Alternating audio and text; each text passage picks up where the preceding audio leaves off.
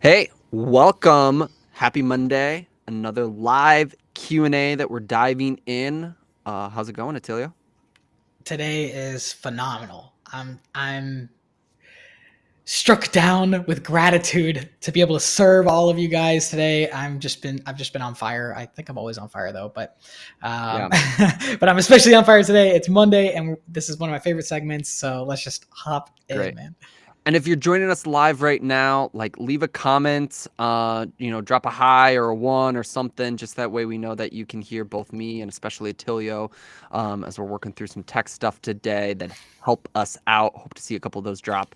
Otherwise, yeah, let's dive in. This is our segment. If you're new to Therapy Flow here, where every Monday we answer questions that have been submitted throughout the week. So as we dive in, let me grab a name. Angela asked us how to convert more website visitors into clients. So, hey, she's assuming I've got a lot of website visitors. How do I get more of them to become clients? I think I would break this down into a couple parts. One, is it the right person that's visiting your site? So make sure it's the right person, because sometimes you get bot visitors or sometimes you get whatever. The other thing I would consider is, until you have about 100 or 200 monthly visitors to your site, I actually wouldn't worry about conversions. You probably have a traffic issue first, so people hitting your site. So are you getting enough people there for you to be able to do conversion rate optimization? That's what you're asking. And then, are you getting the right people there? So you can look at like Google Search Console or Google Analytics. Google Analytics doesn't report a lot of that stuff anymore, but Google Search Console will. And so make sure that you have something like that going for your site, and check to make sure that you're getting the right people through the right keywords. Okay. And then beyond that, it's a little bit like guess and check. You can use heat maps. So you can use heat map software like Hotjar, or you can use just like best instincts, like go look at other websites, go look at other practices that are doing well, and just kind of see what are they kind of doing, what kinds of things you might want to try for yourself, and just look in like the 7 day over 7 day window, what's working, what's not working. Yeah, And that's really how you do it. That's what the professionals do. They just yeah, look at it, guess and check. Obviously, there's like best use cases that you can just look up. Just look up like blogs from like Neil Patel, or like conversion rate optimization blogs. yeah. And really, that's it, guys. If you're getting the right people to the site, they find it easy and usable to use your site and navigate, and then you have something that you're offering that they can tangibly reach out for, or they like the care plan that you're expressing or the team members that you have, they'll probably convert. There's a good Yeah. chance that they will. I'd say to clarify that, and all that's very true onto 3 points. Make sure your call to actions, your buttons, and what you want them to do are consistent, clean, and concise. Meaning, it's very client centric. You're directly asking them, for what's. Don't just have learn more buttons all over your site. It's not going to help you convert more clients, right? Schedule a 15-minute consult is a very common one that we see, but expand and do better than even that if you want more clients to take an action that's valuable to them. Then your copy, make sure you go through your copy and that it's in the client's language. So your paragraphs, your sentence, make sure it's written for them and not for you. And then lastly, your images. Your images, maybe once upon a time, high quality, crisp images. Like if you could get your hands on those and fill your site with those were the bee's knees. But everyone can go and download therapy, aspirational, bright, sunny, full images. It's Stock, helpful. yeah. They look good, but those stock images are just stock images. So you need human images that are also related to your practice to level up your site. Quality headshots of you and or your team. If you have a brick and mortar, maybe of your practice, of a lot of other things, but something that is obviously and clearly correctly placed on your site, like has a purpose, but also not just only stock imagery. It serves a purpose. We have some on our site, right? But there's also real components or modules of pictures on there too. So that's kind of the quick three buckets I'd think about if you're trying to just do some quick conversion optimization on your site. Oh, love it. Changing tones a little bit, how do you like launch and then initially grow a group practice? This is a topic that we're talking about more and more. And I talked to 3 practice owners today actually that were just starting and growing their group practice for the very first time. And so number one is you have to just decide, are you going to be a cash pay or an insurance based group practice? I think that's a decision that you don't have to immediately make, but is early on decision. And then from there, you have to crack the code on marketing, or you just have to have confidence in your marketing. So whenever you hire your first person, you can figure it out. But I think there's like logistical buckets to starting a group practice, the legal, the MPI2 number, the logistical hiring, like all of that stuff. And then there's the emotional components of where are you headed? Do you know the business modalities, the profit modalities that you want to follow? Do you know some of those things, right? What was the exact question? Was it just like how to start it? Hmm. I want to see if I can. How can I start my own group practice? Yeah, I think don't complicate it might be the better one. Like there's people who don't have licenses that are starting their own private practices, so I think just like at the basic level, don't complicate it too much. If you Yeah. want a group practice, just start doing it. If you're a solo, I would get good at yourself. I would figure out how to fill your own caseload before you move on to the group, rather than just try to go out the gate and do a group. I've seen it done before, but there's definitely complications, and usually it helps to have some money backing you there. Yeah. Um, and finally, if you have like maybe legal questions or like tax questions, I would just like LegalZoom is $30 a month, and to be honest, they do a pretty good job, especially if Yep. you're like just starting and it's not like a super in-depth question. So if you need legal advice, maybe check out LegalZoom or something like that.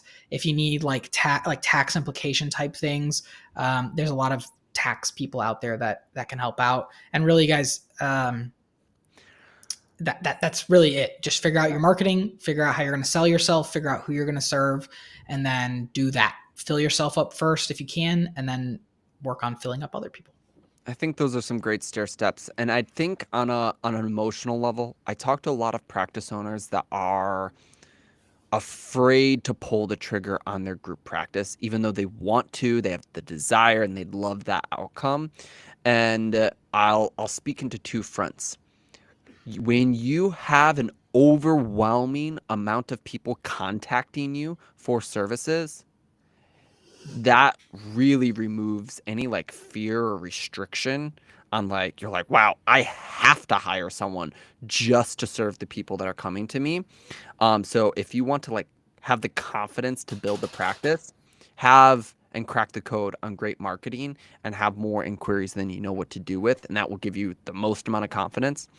And then, we see a lot of little mistakes, but the only mistake that we actually see kill group practices that in like a non-recoverable way sometimes is overpaying clinicians. Mm. And I don't say that in a you shouldn't pay your clinicians and you should be getting every dime, dollar, and buck. That's why a lot of you want your own private practice, your own group practice, so you can be different. So there is methodologies that we probably don't need to directly go down this rabbit hole, but I just want to say from a confidence level, there's not very many mistakes that you can make that are going to like ruin your business to the point where like you lose it all or whatever. It's like 3 steps forward, 2 backwards, 3 steps forward, 1 backwards, right? It's not 3 steps forward and I like died because I misstep.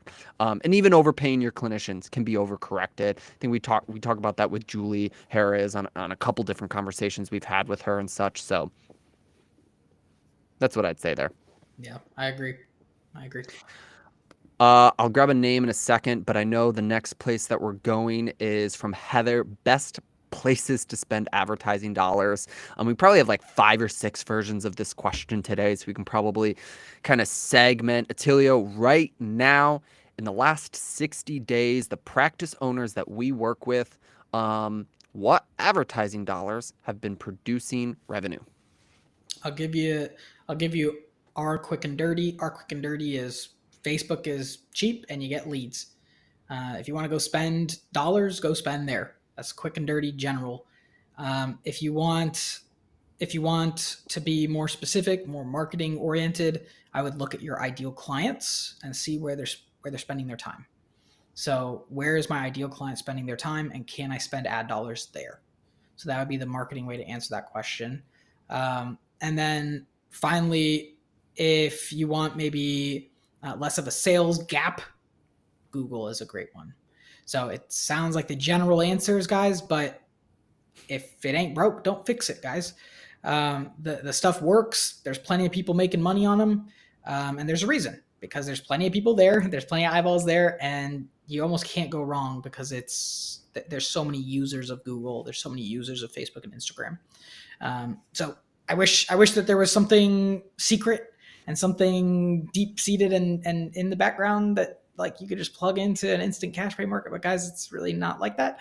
And so I'd just encourage you to go out and figure out how to make them work for you rather than something else. Yeah. I'd say if we look at practice owners who have gotten a lot of calls in the last 60 days and beyond, paid ads has been number one, but also those practices that have invested in SEO 12 to 18 months prior consistently are seeing massive dividends in their market and from their web traffic. I think of several practice owners who are getting like 20, 30, 40, 50 calls a week organically from their website and from their Google My Business. And they either invested money by spending the time to develop it and not using that time elsewhere, or they hired someone and built it. And I think that's a good segue to go into the SEO question. Let me figure out who asked it specifically, but they asked, how do you find a lower cost way to get SEO done? Because I'm always seeing big packages of like backlinks and blogging and navigation, right? And it's out of pocket or too big of a budget right now to do something that full blown. Give us the divvy, Attilio, on the low budget SEO strategy. I'm gonna hit you with something you won't like to hear, and then I'll answer your question. If you can't afford to do a full strategy, you probably should not be deploying the full strategy. Like that means it's probably not time for you to deploy it. Just a blanket business statement. If you can't afford the full thing, you probably shouldn't be doing it.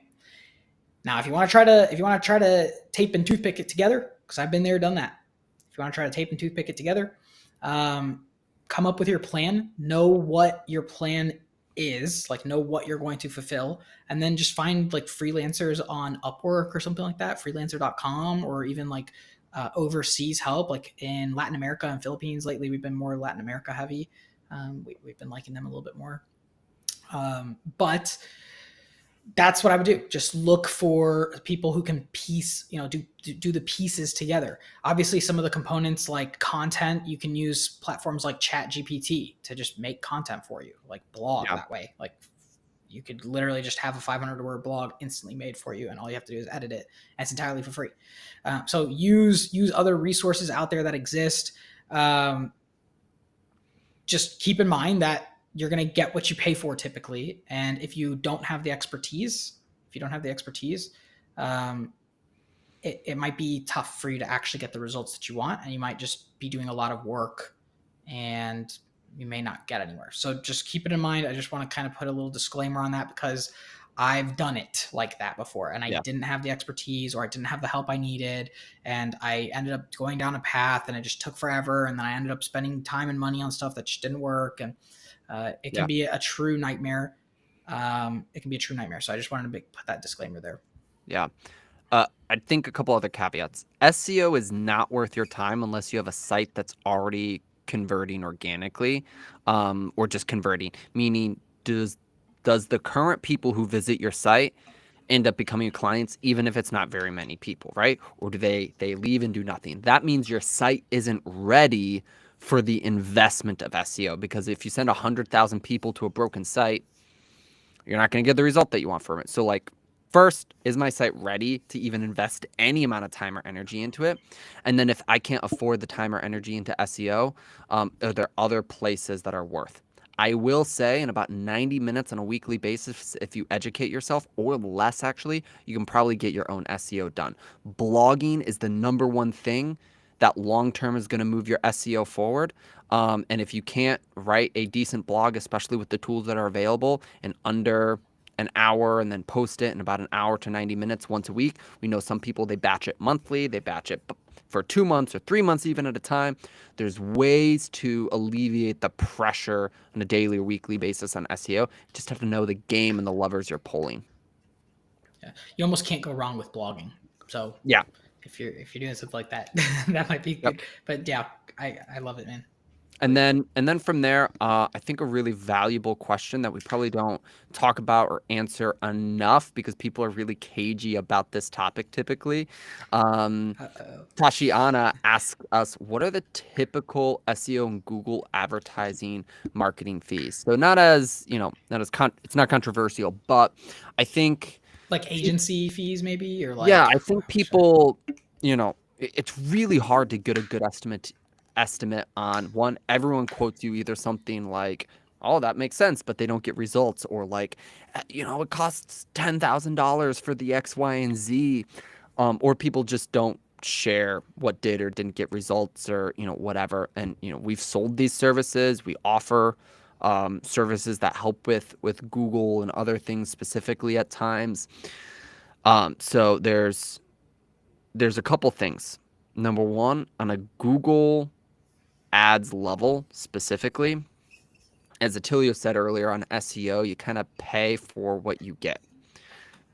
Mental health is a very different game. We have tried and failed running Google ads and mental health on many of the first accounts that we worked with and who had a lot of grace for us to sort of figure it out. So I always give the recommendation that if someone hasn't had, especially in the last year, experience or consistency generating leads from Google for a mental health business specifically, they probably don't have the context or the contextual expertise needed to make this work. Very different landscape. So just make sure you source and qualify the person that you're going to work with. And I'd be very weary of any general ad services who have never touched a therapy practice before. Anything to add there, Attilio?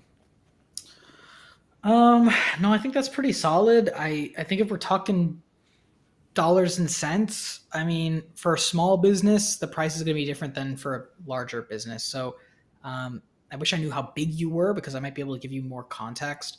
But if you're a small business and you're just launching ads for the first time and it's just you who you need to fill up, maybe you want like 3 to 10 conversations a week, you're looking at spending ad dollar wise, I mean, $200 a week, like Yeah. ish, give or take, like $300 to $500 a month, maybe Yeah. would be the range on just ad dollars. And then if you want someone to manage it, usually most agencies or even freelancers have a minimum level of engagement that they'll even go with.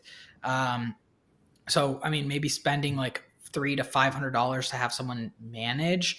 Obviously, $300 is going to not buy you very much. $500 might buy you a little bit more. I might shoot for $1,000 for someone to manage and stay on top of your stuff at the frequency that you want.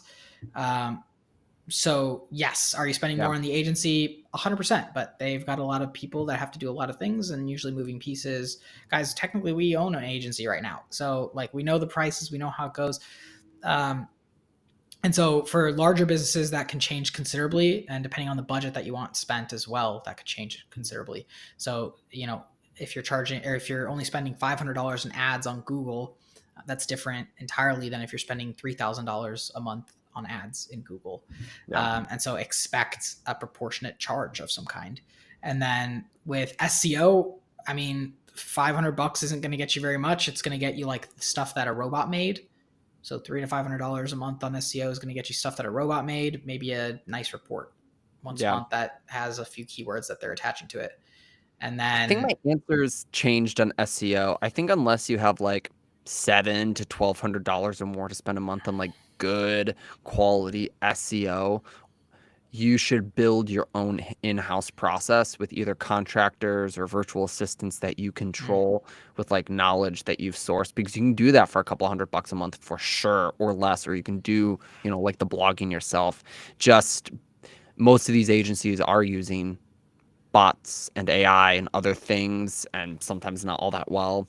And so there's just, I don't know, unless you have the money to drop on it, I think figuring out how to do it yourself is still worth the time and energy. But Yeah, it's one of the big reasons why I am convinced that if you can't spend like $3,000 to $5,000 of money on SEO, you probably shouldn't be doing it. You probably are not at the stage to be doing it.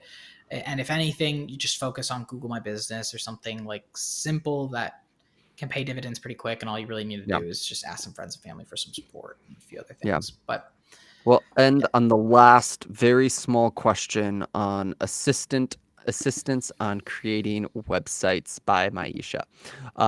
Very, very small topic here on websites. Websites wait, you can go small or down to. general? What do you mean? I was being facetious. Okay. Um, building a website can be as gnarly, nasty, and as deep of a rabbit hole as you want it to be. So my first and foremost recommendation is keep yourself from going down the rabbit hole. Understand what you're trying to get out of it. Number one, are you trying to just get people who are generally already looking for you? Let's say they're coming from Psychology Today or a referral, whatever. Do you just need a place to sort of send them, get them a little bit of information about you, and get them scheduled? If that's the case, don't drop thousands or tens of thousands of dollars or months or years developing a website and stressing over it.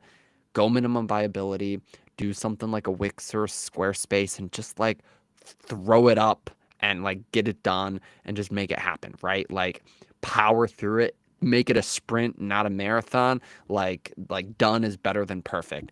Number one thing, yeah, and look at, those easy website builders like a Squarespace or a Wix or something like that. However, if you're like, this is an asset that I'm building, right, to be a long-term lead generation client inquiry machine for my practice, it is worth the time and energy to build it properly from the start, but then also follow up with that with ads to make sure your website works and an SEO strategy. And if you're not planning on running ads or SEO like immediately after this website is built and you plan to wait months or years to do either one of those strategies, that means you're in category number one and you just need a quick, fast, dirty website that doesn't mean a lot and doesn't need to be perfect. Yeah. That's my advice. I 100% agree. Quick and dirty is probably most of you, at least at first, and then go down the rabbit hole later once you're certain that it's going to be an asset and it's going to be a place where you're going to generate new clients and a place where you're going to send traffic to. The Yeah. place that I always recommend to build and do websites, guys, it's for hosting, for web hosting is siteground.com. You buy your domain at namecheap.com. You buy the Divi theme, Divi editor from Divi, just DIVI. And all you do is go to sitegrounds.com, upload WordPress, and install Divi. And then you've got a visual builder just like Wix and everything else. It'll be a few $100s if you want to do it yourself, or